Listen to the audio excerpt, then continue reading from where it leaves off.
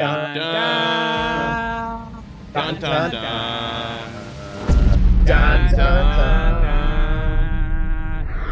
Spoiler alert, 15 minutes from now, you're going to know the final score and the best player props available for week 8. And what a week 8 it figures to be. We've got retro uniforms, 2 Super Bowl rematches, New York's 2 teams playing in New Jersey against each other. And you have the Packers and Vikes Favre Bowl. I think that one's going to be played on a high school volleyball court. 3 words for it. Ooh, la, and la as we look ahead. Before we get there, though, to that bright horizon of Sunday, a dark vision in the rearview mirror. Quick look. Don't stare. It'll burn your eyes out. Yeah, I was in the red by 4 in week 7. Hench, good for you. +2, the only one in the black. Spaghetti, 8 under. And Brady Lemieux, not a good one. You see the scores there. The aggregate of our picks is represented by Brady Lemieux at the bottom. He was 2 under in week 7. Let's wash off that stink. Here we go. Brownies headed out to Seattle. Sadly, Football America is going to be deprived of Deshaun Watson services. But Cleveland now has signed P.J. Walker to the active roster. I'm guessing for $230 million guaranteed. Meantime, it'll be a banner day in get-ups. Seahawks wearing the Large and Zorn specials, for which I've pined since the day they first took them off. By the way, for uniform enthusiasts, Tennessee's wearing the Oilers get-ups for some reason. To this, I say, fat. You broke up with the Houston Oilers. You don't get to take their wardrobe or their album collection or anything else. Anywho, it's P.J. Walker, v. Geno Gunslinger. That line is now up to 3.5 in favor of the home team. I say the Seahawks get it with relative ease. I say 24-13. Hench, how say you? Same garage, brother. You know, I think it was 2 weeks ago on this very podcast where you said Seahawks +900 to win the division, and it was crazy. It's a little less crazy now. Seahawks are a good team in all phases. I don't think even the Browns, with the referees traveling with them around the country to win games, can hang with the Seahawks. I like Seattle 27-13. Spaghetti. Cleveland Browns, first in the NFL in defensive efficiency, second in the NFL in special teams efficiency, 31st in offensive efficiency. Sorry, with PJ Walker at quarterback, they're not going to be any more efficient, even though Deshaun Watson's been absolutely terrible. Just a bad situation for Kevin Stefanski, who publicly said that Deshaun Watson was supposed to play this week. Clearly, there's miscommunications going on there. Seattle wins 20-14. JSN's kind of finally shown up, the rookie receiver there. PJ Walker under 0.5 touchdowns. It's +178. He hasn't thrown, 1 touchdown in a single game this year. It's not going to change now versus Seattle. So I'm going with Seattle to win this game. Deshaun had a different takeaway in a conversation than the other party did, huh? Sorry there, Hench. What were you saying? That's a 3-car garage, right? I think that, the combination of PJ Walker playing quarterback and Nick Chubb using a walker on the sideline is finally going to affect the Browns. This is a double-digit win, easy. Here we go. Next up, Rams, Cowboys, NFC postseason rivals from way back. They played each other 6 times in the playoffs between 73 and 83. Imagine that if you were a fan of either team. Familiar foe. Sorry in the here and now, or if you were excited for the Brett Maher revenge game. Rams now agree with Dallas. He is no good. But you will get to see Puka Nacua. This guy is no jive. I mean, for real, a phenom, unlike almost anything we've ever seen. And I don't think that's hyperbole at this point. How did they get him in the 5th round, especially after the Rams got his pigskin doppelganger, Cooper Kupp, in the 3rd round? Do your job, other GMs. Those 2 and Stafford will keep this one close. Dallas, though, wins it by a field goal, 23-20. Hench, I'll say you. I loved those Lawrence McCutcheon, Jack Snow Rams of the 70s, and often coming up short, as the Rams will again this week against the Cowboys. Cowboys' hardest team to handicap in the league. I just have a feeling this week the good Cowboys show up 27-19 Dallas. Spaghetti. I'm going to go Dallas 28-20 here over the Rams. I think that Stafford's going to throw some mistakes. We've seen that in the game versus Pittsburgh, and Dallas is a defense that kind of makes you pay when you make those mistakes here. And you just mentioned Puka Nacua over 6.5 receptions. It's -104. He's done that 5 times already this year. 19 catches in the 3 games since Cooper Kupp's been back. So it's actually helped him. So like him hit the over there. Brady Lemieux is straddling that line. That's 6.5 where it stands right now. Watch that number. I am on the Rams plus the 6.5. On to the Bay, Bengals, Niners, rematch of Super Bowl 16 and 23, both of which ended with Montana looking like this. Those games provide a keen study in how far our society's halftime shows have come.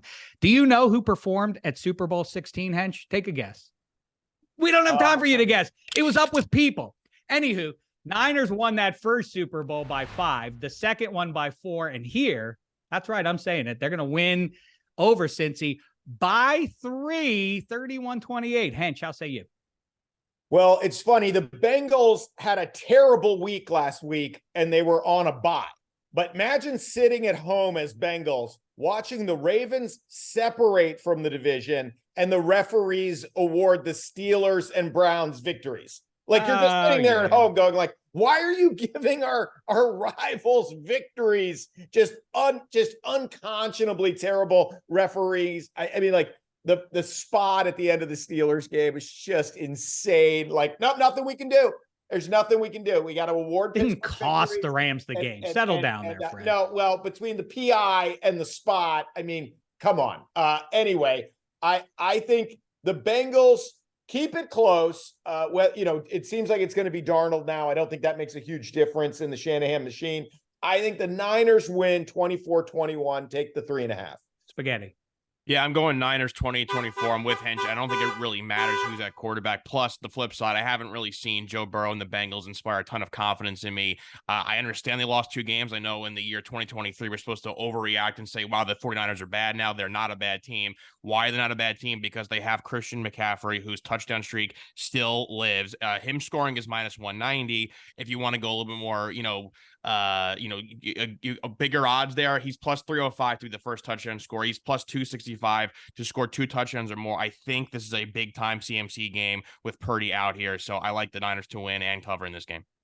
Obviously, the number is moving towards the Bengals side. Watch that one. Brady Lemieux is doing that too. He sees it very tight, right around 3 or 4 point victory for the Niners. Super Bowl 23, by the way, I should pay this off, featured. And what's important here is that I'm not making it up. As your halftime show, an Elvis impersonator named Elvis Presto. Looks more like a Zoolander impersonator. No, I'm sure Mr. Presto was dynamite, but now it's time for the 15-minute pregame shows. 4-second halftime show brought to you by my pals Donovan and Jen Laxamana's little boy, who's about to eat his first lemon. Take a look.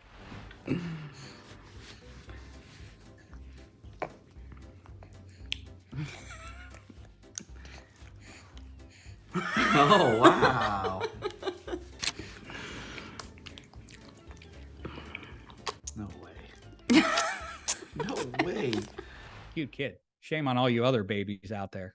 Got some work to do to catch up to that one. Now, let's move along here. Saints, Colts, Super Bowl 44 redo. I know what you're wondering about that one. Prince played the halftime show. While on the field, the Hall of Fame QB shootout went the way of Drew Brees, who, of course, beat...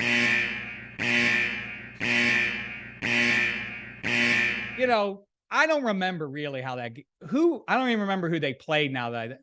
Who does it even matter who the quarterback was that lost the game? Is that what it's all about? Grow up, everybody. That's not what we're here to do anyway. We're not here to live in the past. We're here to look to the near horizon, and let's do that right now. So I'll say this: Gardner Minshew, celebrate Halloween the way you're supposed to. Turn into a pumpkin. No offense to you. It happens to all backups after a game or 3. Now is the time. This one also serves as our Anton Chigurh coin flip of the week. The number started out with the Colts giving one. Now they're the ones getting one. I say the Saints get it by 3, 22-19. Hench, how say you?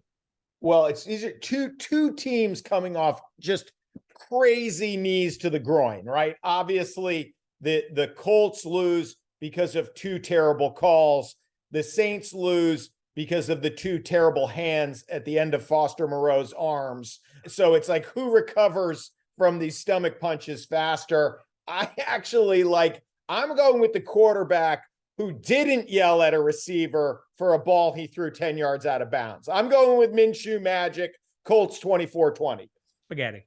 Yep, exactly. Home dogs here. Colts 23-20 over the Saints. Exactly what Hench said. I mean, Derek Carr getting caught in a hot mic from the Jaguars social media team screaming at Olave, who's like, you're one of your best players. That's a bad thing going on down over there. Plus, Josh Downs has been a really nice surprise, the rookie receiver for the Colts here. He has a little bit of a connection with Minshew, a touchdown in his last 2 weeks. So I'm going to keep that train rolling. A touchdown for Josh Downs, plus 260, and the Colts cover and win. Next, Jaguars, Steelers. Good news for Pittsburgh. The Steelers are 6-1 in the last 7 games between these two teams in Jacksonville.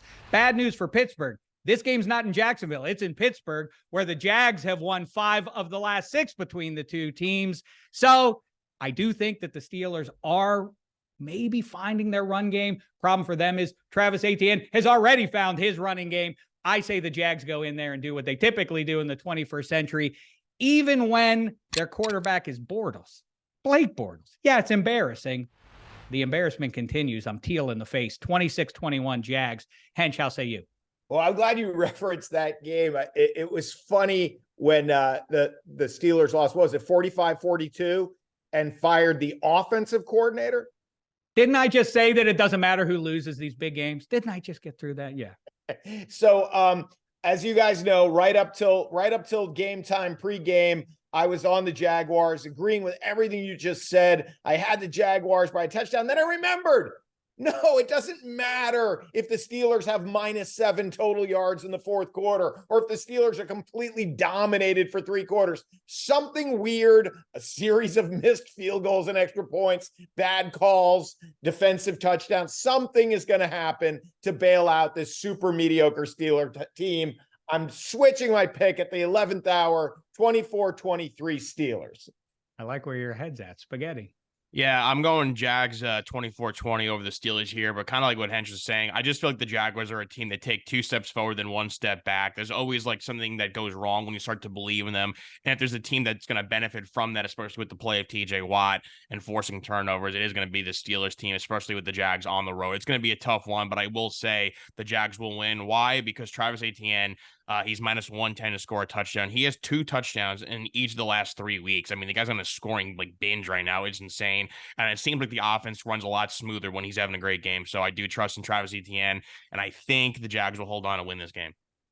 Next, the Taylor Swift Stadium tour goes a mile high. Chiefs at Broncos. You know that trend of KC winning but not covering? Well, the Chiefs have now covered 5 of their last 6. Broncos haven't in 5 of their 7 games this autumn. Betting on Denver wouldn't be a show of confidence, therefore. It'd be irrational. Like, I don't know, like looking at the 2022 Broncos and thinking, yeah, I can fix that team. I'm not talking about anybody in particular. Here, I say as that number actually moves towards the Broncos, probably based on that outdated news about the Chiefs winning but not covering. I say the Chiefs win and cover by 10, 29-19. Hench, how say you? Right in your garage there, Sheck. Chiefs 31, Broncos 20.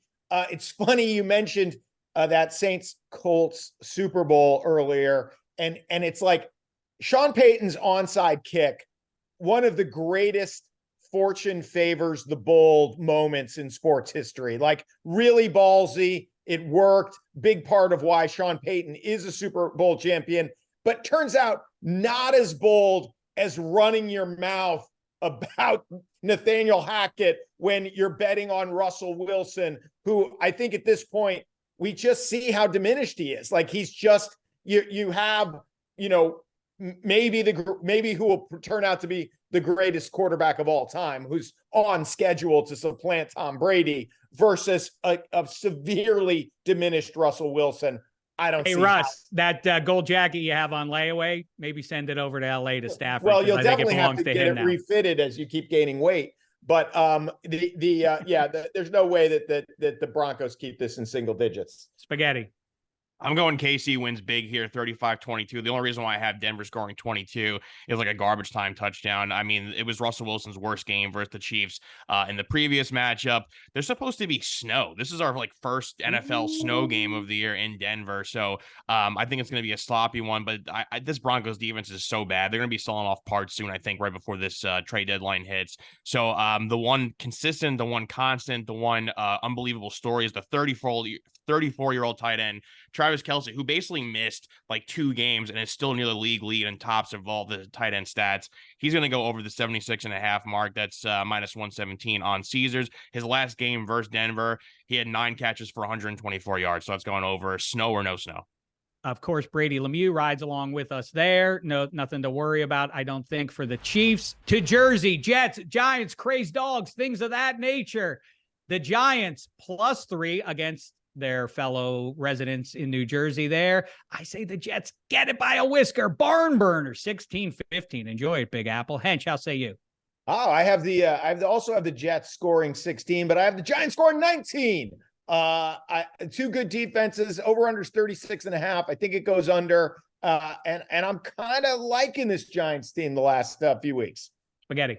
Yeah, it's a shame that they were like a Tyrod pass away instead of a handoff from being a kind of respectable 3-4 here. But the problem is they're still not healthy. They still have Tyrod Taylor playing. The offensive line is still turnstile. The Jets are getting healthier. The Giants, again, are not. And I think the Giants did win that game versus the Commanders. The Commanders are not a very good team. And then obviously Sam Howell's leading the league and getting sacked. So I just don't love this matchup versus a tough Jets defense, which is why I have the Jets winning 17-13. And I also have a Zach Wilson over 12.5 rush yards at minus 113. He's done this surprisingly 4 times and in 3 straight games. I do think the Giants defense has been better, which will force him to scramble to kind of get those first downs. So that's why I like that prop. Look at Spaghetti out on an island against his Giants. Yes, where are we? We're over. We're over? No. We don't have time for Pat's Fins in the Brady Bowl, the team he played for and the team he wanted to own. All right. Enjoy the games, everybody. We appreciate you watching. Go back and listen to -3. 2 great episodes there for you this week. We'll talk to you after week 8, before week 9. Until then, I hope your team wins unless they're playing my team. Thanks so much, football fans. It's been a thin slice of heaven.